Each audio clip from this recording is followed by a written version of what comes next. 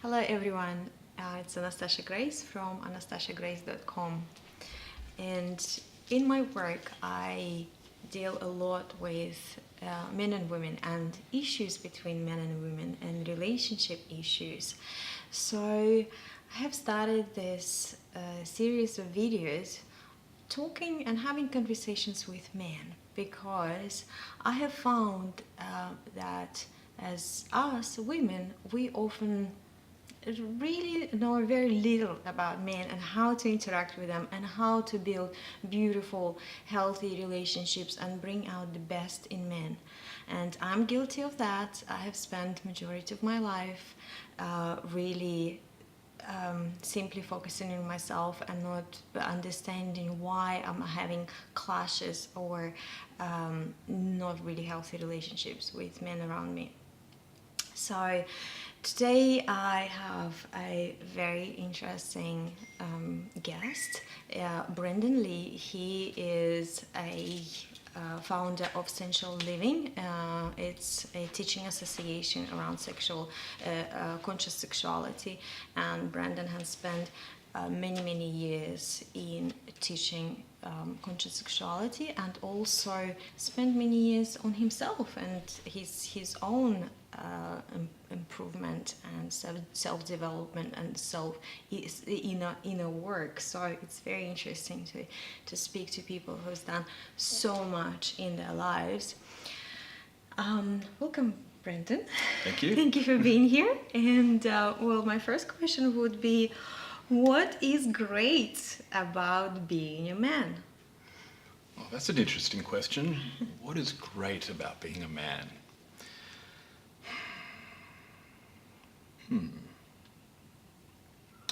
Well, physiologically speaking, I'd have to say that personally I enjoy the physical strength that being a man, comes along with, like a stronger bone density, the extra testosterone certainly helps with, being able to lift things that some women would most likely struggle with. I mean, that's not to say that there are men that won't struggle either, but in general, the physical prowess is pretty great. Yeah. Anything else except, but that's, I agree. I agree. It's a really handy thing. I mean, the reality is I see that men and women, although we do have defining differences, we're actually far more alike than most of us care to really pay attention to. So, there are so many areas where somebody could say that this is really good being a man. I'm like, I could turn that around on its head and say, well, it's just as good being a woman for the same reason, and this is how. Oh, absolutely. Oh, I can tell you hundreds of reasons why it's amazing to be a woman, and I love being a woman. Absolutely. So there's no doubt about that. It's very curious to get into men's world. Tell me, what does it mean for you to be a man in your life? And we are having more conversation about masculinity because in essence masculine energy and feminine energy are very different energies, and there's no doubt, and biologically we are very different, and our brains are different and wired differently, and our chemicals are different. Like you mentioned testosterone, which is men have far higher levels of that. So what does it mean for you to be a man, as your own definition of it? Well, actually, I've been pondering this question recently, working on one of my books, and I asked myself, what is it to be a man? And, I think if you ask, a dozen different people, you're going to get a dozen different answers. But for me personally, I could round it off by saying you take responsibility for your life and you handle your shit. So you clean it up, you do what you need to do to get ahead again. Stop making up excuses for yourself and get out there and do it. And it might be difficult. You know what? It's going to be bloody difficult. But do it. That's, for me, that's a big part of what's being a man. I mean, realistically, this can apply to women as well. But in our social constructs in the Western world and you know what, in many other cultures as well, you know, a man is looked to be strength, and that means taking care of your foundations. If you have a weak foundation, you have no grounding for your feet to, you know, to balance upon, and life is about balance itself. So, you know, if you handle your shit first, take care of it, whatever you feels holding you back was a problem, you know, the rest will fall into place. So, yeah, that's what I think a big part of being a man is. That's awesome. You can't support someone if you can't support yourself. Yeah, that's very true. And for you, what does make you feel free in your life? Free, as in freedom. Yes. Yeah. And what's your relationship, and let's expand maybe here as well, what's your relationship with freedom? Because I know, and I've seen it again and again and again, when men do make a lot of sacrifices in their lives for their family, for providing for the partner, creating a family, creating foundations to be that support. And not many women realize that the price of it for a man is freedom. Instead of being just doing whatever, they actually focusing on building that foundation. So what is freedom for you, and when do you feel free? The way I would define freedom first would be having the opportunity to make decisions that make you personally happy, without feeling like you're sacrificing for someone else or asking permission for someone else to do something that in your heart you know you truly want to do. So, you know, for me, it's like almost being sovereign, like being independent and taking responsibility for yourself and your actions. Absolutely, you know. So that's how I define it. And for me, what it means to be free is very much of the same thing. It's, you know, getting yourself to a point where you're not reliant on an employer to give you permission to take a day off or something like that, or asking your other half, should you have one, or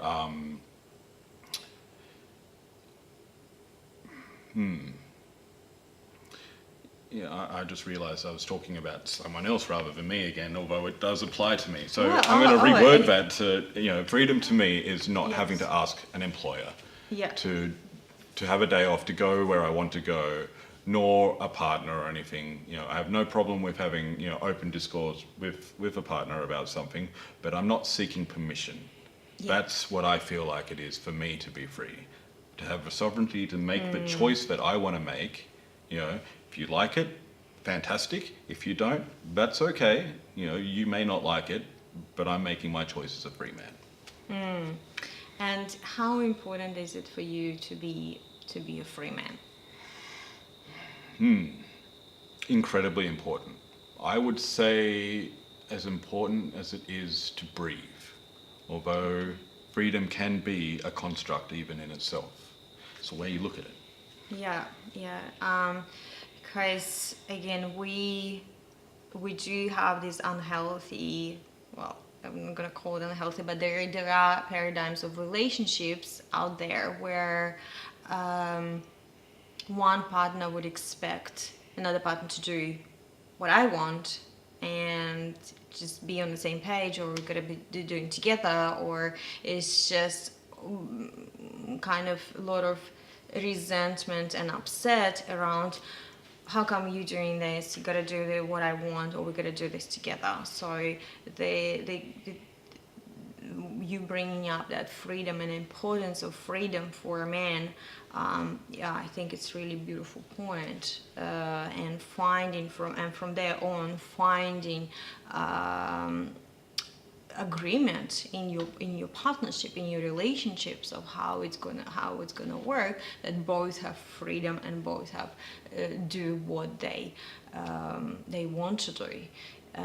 Because for a woman, and I know as well from myself, freedom is not such a strong concept, a strong idea. We tend to adjust a lot and be flexible, and that's our kind of normal state of being. It doesn't cost us as much as to a man. So we accommodate a lot. We accommodate our family, we accommodate our kids, we accommodate our partner, and that's why we get up, and then we get upset that a partner doesn't do exactly the same. But definitely men have a very different relationship with freedom than women, or the need for it. Tell me, what do you respect about other men? What do I respect about other men? Well, to me, I don't think too much in black and white. I try to look at each person as an individual. So generally when I'm looking at someone else, I'm looking at the character of a person. If I was to generalize and say, what do I respect about other men? Like, it's something that takes me a bit of processing, so please bear with me. I would say what I respect in healthy specimens of men is their ability to take care of themselves, their families, be responsible, their ability to be responsible, I should say, for their decisions, not making up excuses, acknowledging the reasons and finding a formulated way of dealing with it and acting on it, sort of thing. I can definitely respect that in a man. And I also respect the character of men who can be honest, be open, and yet not be affected particularly by another person's opinion about them either, sort of thing. I'll always respect a man who's got character like that, because it shows me strength, and I respect strength as a man.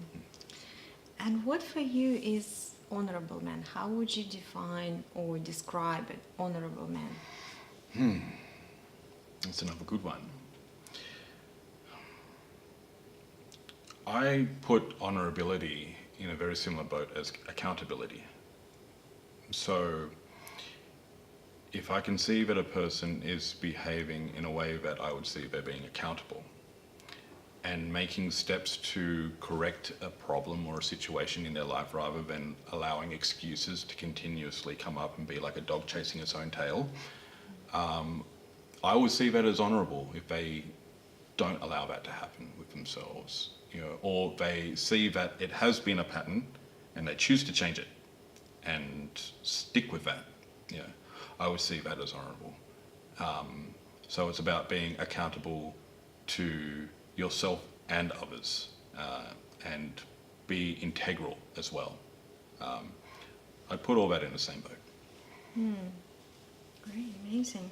And one more thing, and yes. Also being prepared to make necessary sacrifices is honourable as well. Sometimes you definitely need to put another person before yourself, but you need to give from your overflow. Don't try and give from your cup that's nearly empty, because you will have nothing left to give.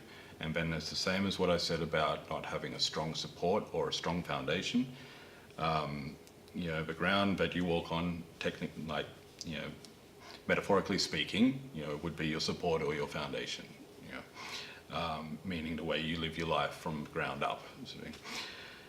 So again, if you're not handling your shit, you have a weak foundation. So you cannot be a good support, which means you cannot assist others. And most men love to help other people. We get filled with a sense of pride and dignity when we can do that. This is also I'll add, this is another part of being a man. Women do experience this as well. I suspect it's in a different way. And that would probably be more of a neurological thing, and also to do with our associations. See, I believe we're nothing if not products of our own upbringing and our own personal experiences. Our upbringings very much are influenced by our cultures. So If there are certain constructs within our culture that says that, men should behave this way, or males in general, women are going to behave that way, that's going to affect, neurologically speaking, to a degree, how we intellectualize something and how we choose to interpret this information. Yeah. Beautiful. Well, my another question is about your journey. So, your journey of self-discovery and inner work. Have you seen, or can you share the changes you have experienced, say, in your needs and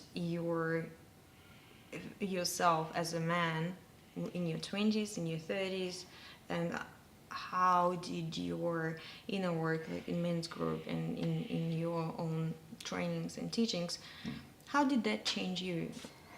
Oh, well, it immensely changed me. And I'll add that the journey is always continuing. I think it'll continue until my last dying breath, and I'm grateful for that, because the act of living in itself is an embracement of change. Now,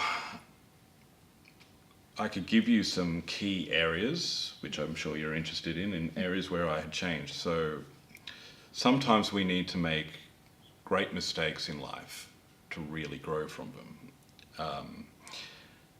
So I'm certainly no saint. I've made mistakes in my young foolishness where I've gone into relationships for the wrong reasons, and I had stayed in them for too long for the wrong reasons as well. So having experiences like that, I've always been somebody that's never broken a promises, and that includes myself. So if I really want to make sure that I'm going to have accountability to myself, I make a promise to myself. So without boring you with too long details, there were 2 relationships that I was in for wrong reasons and too long. And at the end of that, I made a promise to myself to never get into a relationship for the wrong reasons, to be very clear about it. What do I want out of it? What does she want out of it? And do we align? And also to not stay in a relationship that I know that I'm not happy simply because I'm trying to be a peacemaker and trying to make her happy. Ultimately, that won't work. That's one of the greatest lessons I've learned. So it's about being true to yourself in order to be true to others. I've also learned in my experiences that it's very important to honor all sides of yourself. Don't run away from different sides of yourself. Even if you don't like them, examine them carefully, because if you run away from something, you can't overcome it. It will always follow you, and it will always plague you. But if you discover something about yourself and you're prepared to go, okay, this is a part of me that I would like to change. Now, it may not ever completely go away, and this is important to have a realistic understanding of this,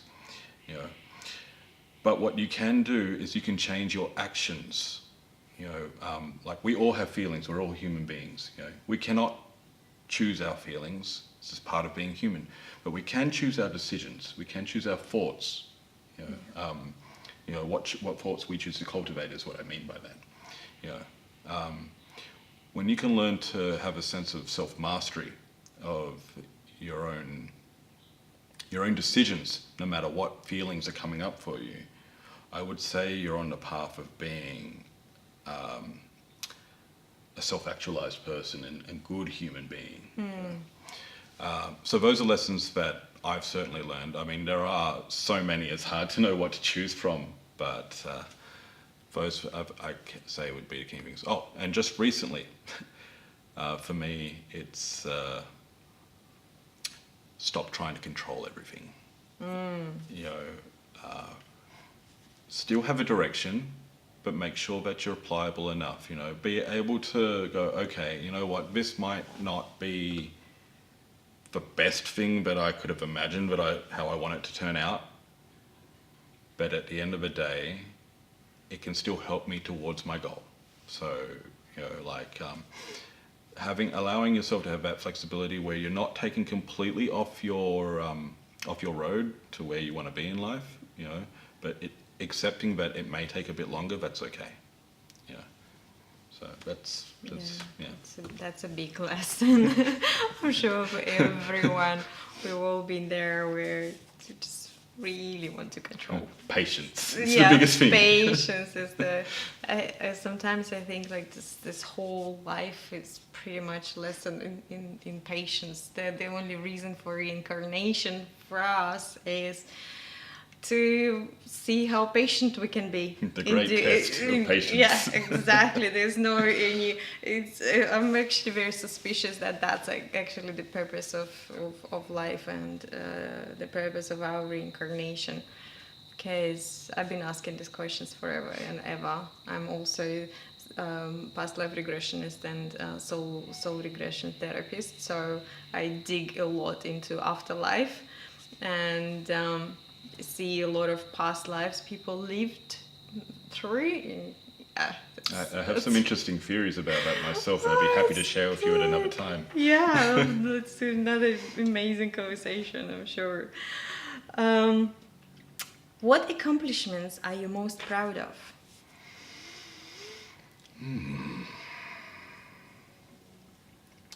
Well, this is a fairly recent accomplishment. It's been an idea that I've had sitting on the shelf for a long time, and I have the nature of a perfectionist. So I'm the kind of person that I want to dot all my I's and cross all my T's and line up all my ducks in a row before I fire, because I'm looking for efficiency and perfection. What I have learned is that perfectionism leads to stagnation. So what I'm most proud of is I've decided to make the choice to take my idea off a shelf, which is sensual living, which is a series of educational workshops surrounding teachings from Tantra, Quadoshka, conscious kink, sacred sexuality, basically encompasses that anyway, but also Eastern and Western philosophy and psychology, and creating a community. Bringing people together and kind of making it like a big, massive wealth of knowledge for people to choose from. Now, I've come to learn that there are many paths that converge to the same road. So if you're interested in sacred sexuality and self-development, you could go down the tantric road. Yeah. You could go down the road of Quadoshka. You could go down the road of BDSM. And if you're very clear about certain areas that you want to improve in your life, each one of them can converge towards the same road of self-understanding, treating people better and getting thus better responses in your life. Human beings are social creatures. Like we have to be able to live in harmony with others to the best of our capabilities. Otherwise the reality is, cause and reaction dictates that it's going to go negatively for us. That could be psychologically, that could be physiologically. Like our health can go down from not having much in the way of human contact. So if you don't have good social skills, people aren't going to want to be around you. So I am most proud that I have, in a relatively short amount of time, been able to start to use my connections and pull people together to have different co-facilitators that all have their own take about similar things that I teach, and that's okay, sort of thing, because sometimes you can learn something from one person, but you're limited to the way they teach it or have experienced it.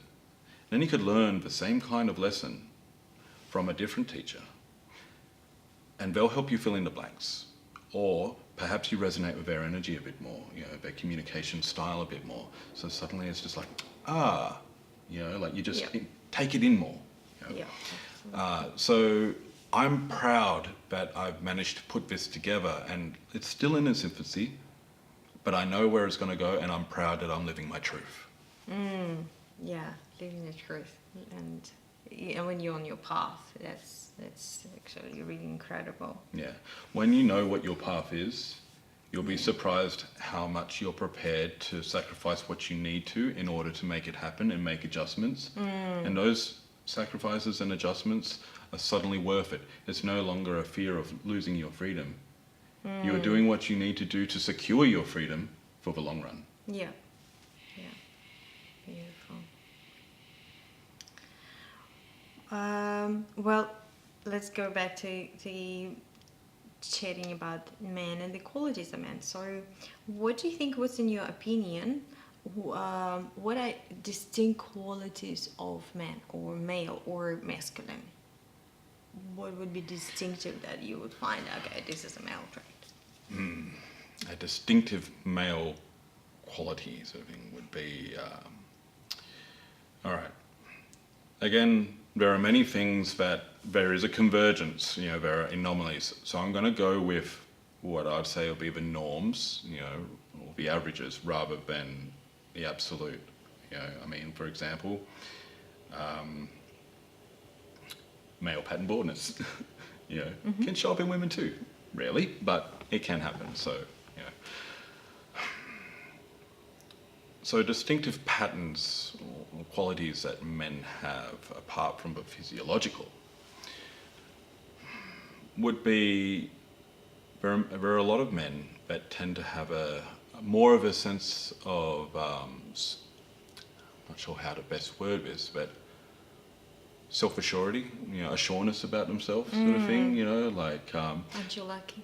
Yeah, well, I've often wondered whether this is biological or whether this is something that has become instilled at a very young age through societal values. So we learn to become this way because we get rewarded for being this way. You see, as I understand it, a woman will be quite attracted to masculine traits. It is considered to be a masculine trait to be sure about what you're going to do, because who are you going to follow? You're going to follow the person who seems unsure, or you're going to follow the person who may not be right, but they seem damn sure, so that's convincing. Yes. That seems to be, to me, a very masculine trait. Yes. Maybe even a hyper-masculine trait. Another masculine trait to me would be the ability to, and again, bear with me, not all men have this, but what I would say in a healthy man's personality type would be to be able to be calm and rational in the face of danger or a very, very emotionally trying situation. And even though he understands that he's feeling these things, he's going to keep it together to make the right kind of decisions that are going to likely improve survival or improve the quality of life despite the threat that's come up. I think that's an important trait to have, and I think it is very much a masculine quality to have as well.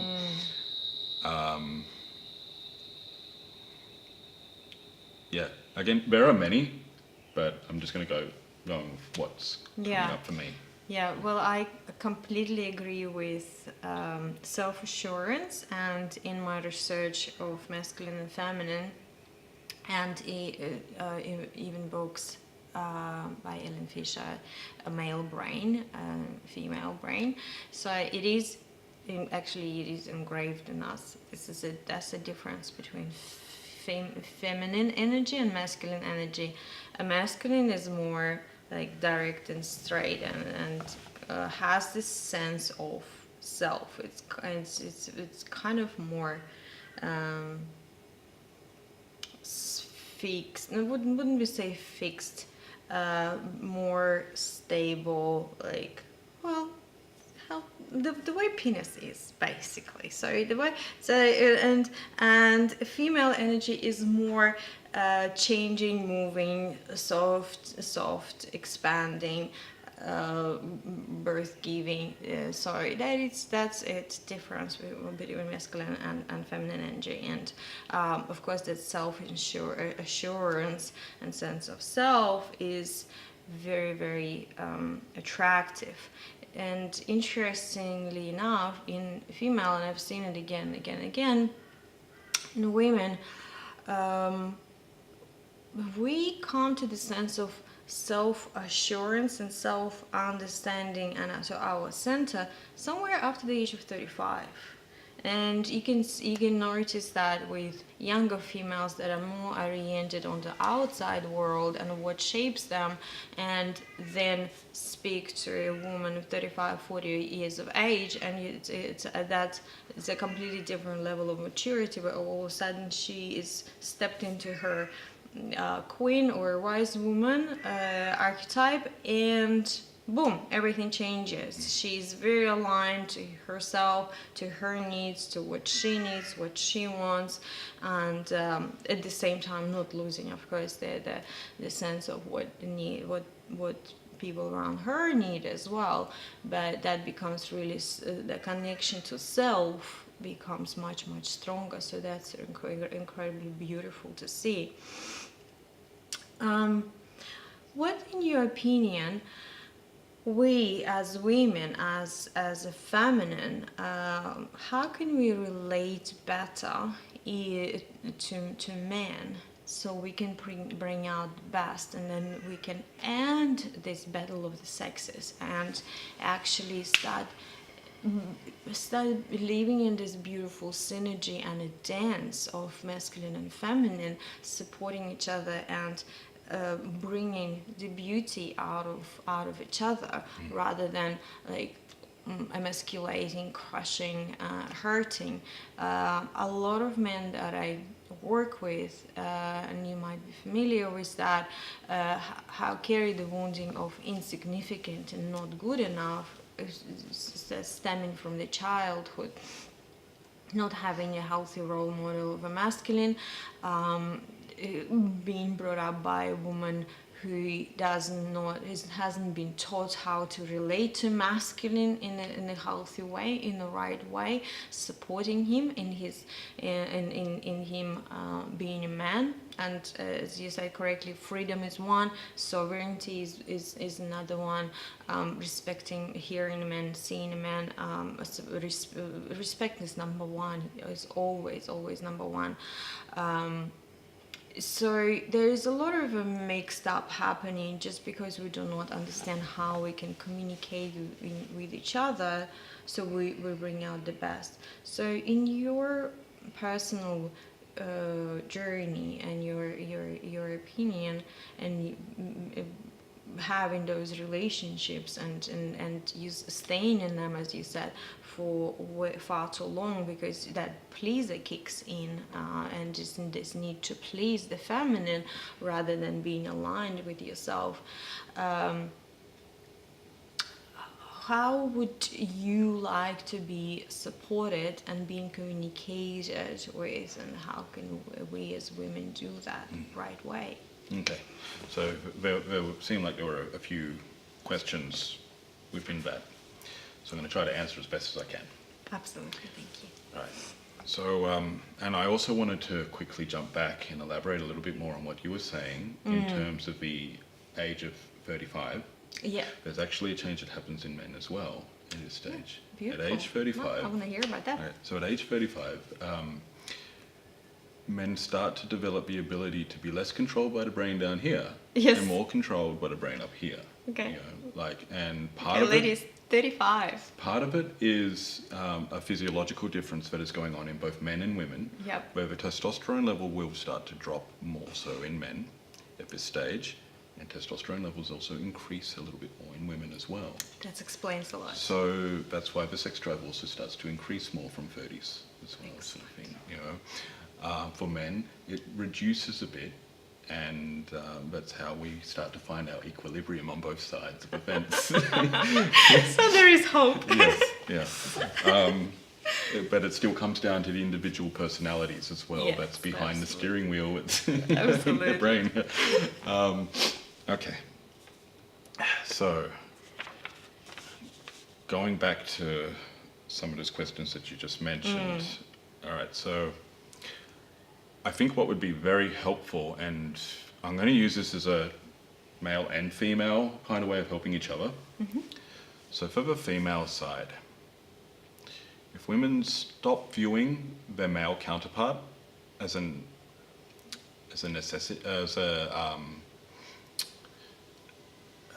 what would be the right word? A utility, perhaps. You know, like a tool to get what they want, sort of thing. Now, men do it too as well in terms of sexual gratification, ego boost. You know, women also increase their value with status of a male at times and stuff. You know, we've all heard of it. You know, and I'm not pointing fingers at anyone either and stuff. No, there's no one to point fingers at. Absolutely, you know, but you know, I think it's important that when we're doing self-reflection, we look at why we make the choices that we make. You know, so if you're a woman and you're watching this, and you know that you're with your partner for what he can give you, and the quality of life he can provide you, rather than for him, believe me, he will sense it. And it will create disharmony within the relationship at some point. And you have to be aware of this. I'm giving you this as a fair understanding and warning so you can make educated decisions around this. There is a thing known as sexual market value and social market value. So, have you heard of this before? I think so, yes. Okay, Yes, all right. yes. And So- females' sexual market value decreases, and the males generally tends to increase. increase you know. with age. Yes, And yes. the reason why is he's had more time to get his shit together Yes. and, you know, build up strong foundations to be a good support. But the point of this, why I'm even bringing it up, is if you're making your decision to be with a person based on what they can give you and not for how similar you are with each other in the good ways and how they bring out the best in you, you're going to be replaced over time. There's a very real likelihood of this. You know, so we've all heard of stories of, you know, the kind of jokes that the guy traded in his wife for a younger model or something like that. Or we've heard of, you know, women doing what's known as monkey branching, you know, where they'll go from one partner of certain status here to increase her social status, and then, you know, after she's got what she wants to a certain amount of time, she will leave him, take half his shit, or maybe not, depending, but she'll go for another guy of a higher value, higher social market value sort of thing, you know. So it happens on both sides of the fence in different ways. Now, the way to avoid this is to be very clear about your reasoning in terms of making the right kind of choices. And what I mean, right kind of choices for choosing a partner, is who is likely to last the test of time with. Now, it is true that we all are subject to change.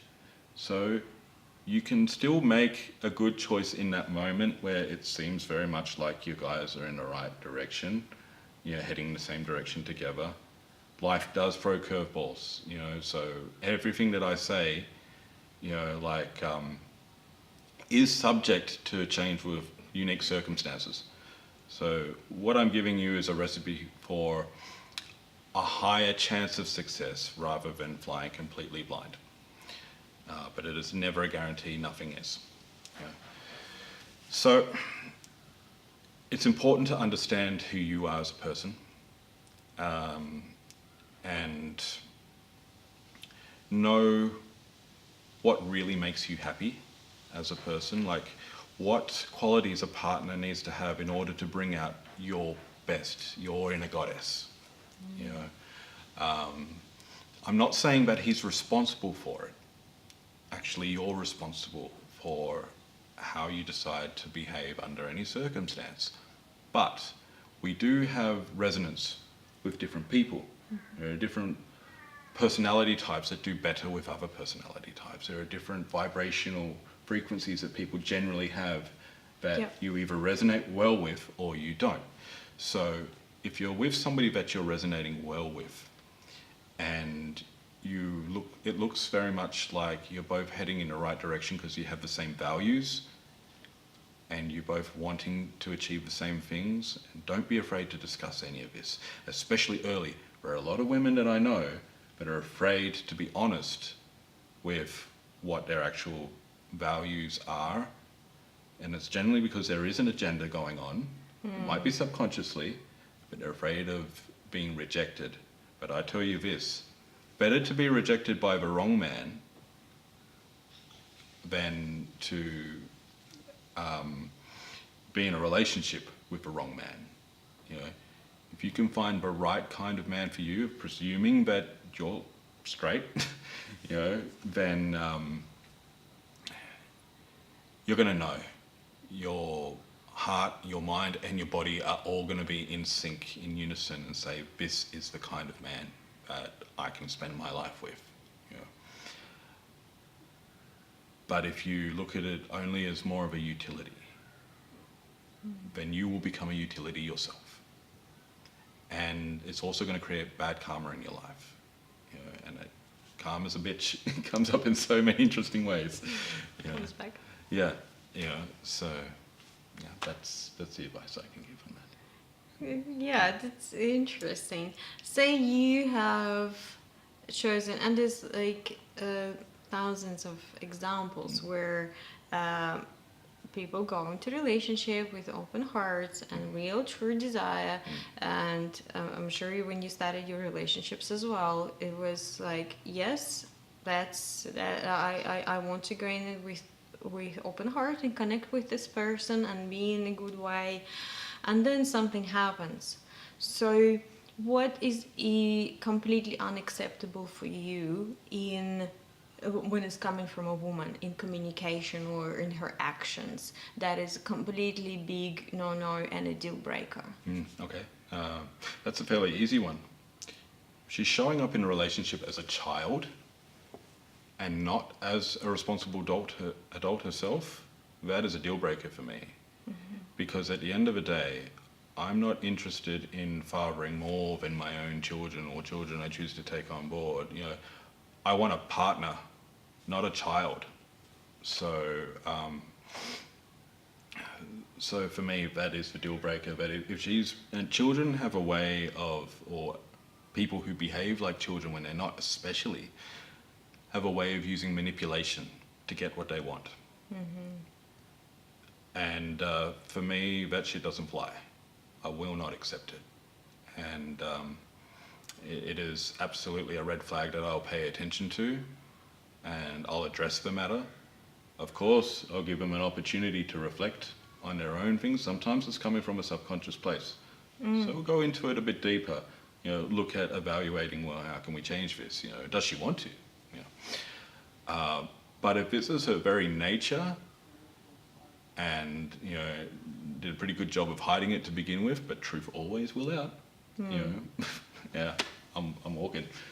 I'm always prepared to walk if I need to, and I would expect the same of any partner who holds herself with high esteem. You know, like I think that having a good self-esteem is very important. You know, on both ends. You know, I think it's one of the most dangerous things you can do is rely on other people for validation to boost your self-esteem, because you will find yourself in a vicious cycle of continuously doing things that are against your true nature, which you'll end up becoming bitter over, and it will come out in very problematic ways for you. You know, so you really need to have an attitude of, you do you and I'll do me. Or another way you could look at it as this is, understand that when you're going into a relationship, it is a privilege to be in a relationship with that other person, just as much as it is a privilege for that person to be with you. And if you look at it from a point of view of privilege rather than Entitlement, it's exactly the word I was looking for, thank you. Yeah, You know, I agree with that. you're going to cultivate a healthier love life, I guarantee you. Yes, that's a huge one in relationships, massive, especially in marriages, when there's a piece of paper, there's a ring, and all of a sudden it all comes to entitlement. You have to do this for me, I've done this for you, you owe me, and it just gets into, as you rightly said, a vicious cycle. So yeah. There's another thing as well. Yeah. I think it is important for both partners to truly listen to each other. Not put words in each other's mouths. You know, that's a big annoying thing for me, is I say something and I'm very clear about how I say it and why I said it, and If I have a partner that chooses to reinterpret that and accuse me of saying something that I did not, I'm going to get pretty mad. Yeah. I can totally find few examples in my life when I've done it. And interestingly enough, what I've learned about men are usually very distinct about what they say. There's some magical relationship in a man with the word. We usually, I'm not talking about like narcissists or manipulators No. that try to woo a woman into sexual relationship and kind of sweet talking, which does happen. I'm going to add, if you feel that you're in a relationship with a narcissist, get the hell out. That's a good one. It may not be easy, but it really is that simple. But usually men are very clear about what they say, what they try to say. And if a woman listens, actually listens from a space of silence, not talking in her head at the same time, or not allowing the wounding to talk, to hear. I know exactly when I'm hearing from my wounding, from my abandonment wound, or like my daddy's issues. I know when I'm listening from that space, and when I'm listening from a very clear kind of centered in myself, aware what's going on for me around my emotions and feelings. And this is a different type of hearing and listening, and so much opens up. So yeah, that's incredible. And I completely agree with the being a little girl. We do have, as women, we do have this wounding in ourselves too. And what I've discovered is not just men are brought up in a sense of but I'll explain it differently. If a man is straight away brought up as a king, as a future king, if you've seen that animated movie Lion King, when he's still a cub, but they bring him up and they show this is a king, this is the future king, and that child grows up with the sense that I am a man, I am a king. I'm in the stages of development. I'm in the stage of a child. I'm in the stage of teenager, but there is a really deep force inside of me. The same with a woman. If she is let to know that she's a queen inside, that this feminine energy inside of her is super strong, incredible, so deep, so life-giving, and so able to destroy and give life. It's the force of my mother nature inside of her, and she's just going through stages of a little girl. Like, this little girl is just childhood, this is just a stage, and then she'll go through another, but there's a queen is always inside of her. Then less women will be stuck in that little girl looking for a daddy, or little girl afraid of men, afraid of daddy, and so on and so forth, because she would be in touch with that beauty and that goddess inside of her already. So that's something that I believe, lacking in our society, in our upbringing, acknowledging the masculine and the feminine force, because it is a freaking force of nature. It's super powerful when you tap into it. And there's animal in each of us that's underneath that. So it's so beautiful interactions between two animals. Don't get me started. Powerful polarity. Powerful, absolutely. Well, I would just ask you a couple more questions. What do you think? What do you find sexy in a woman? You explained so well of what is a big no-no. What do you find sexy and attractive in a woman? I find it very sexy when a woman falls in love with her own deliciousness. You know, so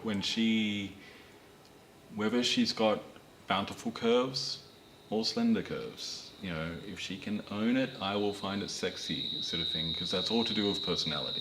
You know, I also find it very sexy when a woman behaves as a woman as opposed to a child. Sort of thing, you know, a woman who can own her sexuality is intoxicating to me.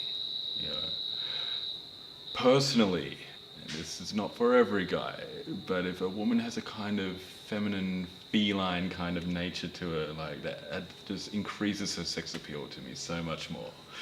You know, maybe I got a thing for Catwoman, who knows? Sounds very much like it. The secret's out. I'm really a furry. No, but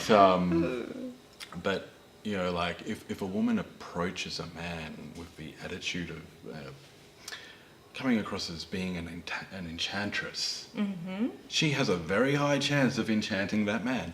Guarantee you. You know, would you like a little tip on, you know, like a way to, you know, get guys to pretty much do anything for you as well? Oh, I'm sure everyone would like a tip like that. Cater to his ego. Oh, of course. Wouldn't you find it as manipulating? If you're doing it in a playful way, Okay. you know, and if you're approaching your relationship in an open way in the majority of the time, that's fine and stuff, but you've still got to be able to be playful. Yeah. If you're always serious and not bringing a playfulness sort of thing into the equation, you know, like, that sounds like a boring life to me. Yeah, sort of thing. So when I say cater to his ego, I'm talking about playfully. Okay. You know, sort of thing. And the same goes for a man, you know, sort of thing. You know, like, there are times where it is acceptable to be the little girl. You know? Yeah, oh yeah, absolutely. Or for the man to be, and I know it was or the man exactly to connect to his little boy. But what Yeah, I'm talking yeah. about is the playful nature. Yeah, I'm not yeah. talking about the dependent nature sort of thing. Yeah, You know? yeah. The problem with dependency is it can often become parasitic, which means it's draining the life force of the host. So, you know, segue there. So I'm going to go back to sexiness, you know, like, and you know, like, what's appealing and stuff. Yes. But yes. So yeah, basically confidence as well. You know, now confidence is an interesting thing. Some people exude confidence naturally. It's just in them because they've been fortunate enough to be born with a physical physique that is considered attractive by their culture. That is definitely, or the culture that they're inhabiting. You know, that is a bonus. But on top of that, there is also fake it till you make it. For some people, it works. Yeah. You know, so I'm not gonna discredit it when I know actually it can work. You know, because the thing is, if you repeat something enough in your mind, Yeah. you start to believe it. Yeah. And this is the logic behind the fake it till you make it. You know, so if you're listening to the voice that's telling yourself you're not good enough, you're not attractive enough, well, guess what's going to happen? You're not going to attract a guy. You know, Yeah. you might attract as we already just mentioned earlier, sort of thing, a narcissist or something like that. He'll be looking for somebody that's weak. You know, and females do. You know, sort of thing, like someone who's controllable. You know, so you know, that's not necessarily sexy to them. It's more like they see them like prey. But if we're talking about like, you know, qualities that are going to attract a man, in like you want to consider the kind of quality of man you want to attract.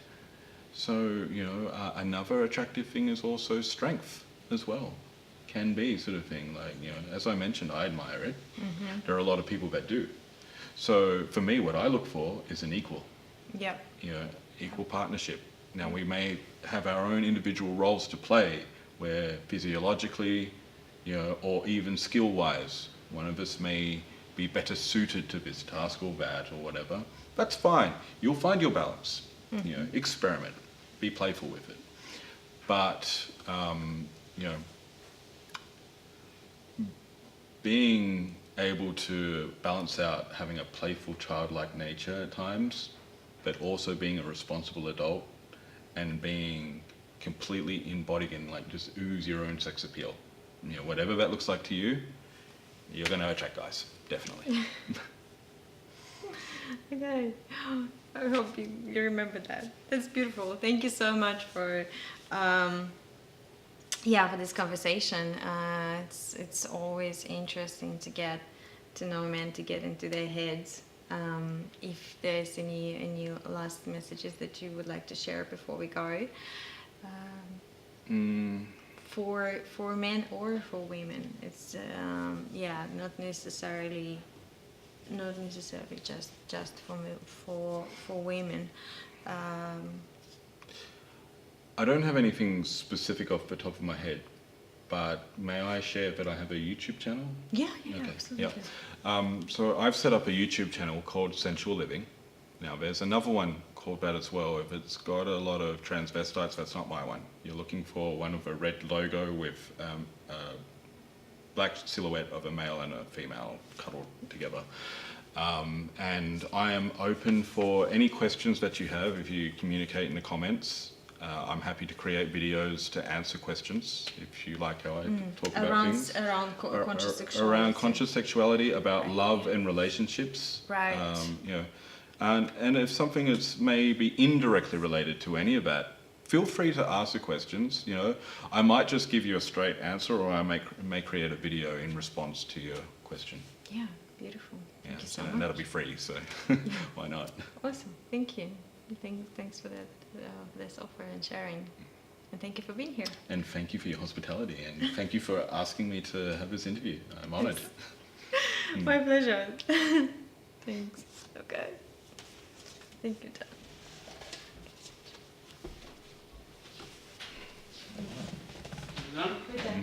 Awesome. Oh, so it was a good It's call. fine. It was a good call to close the window.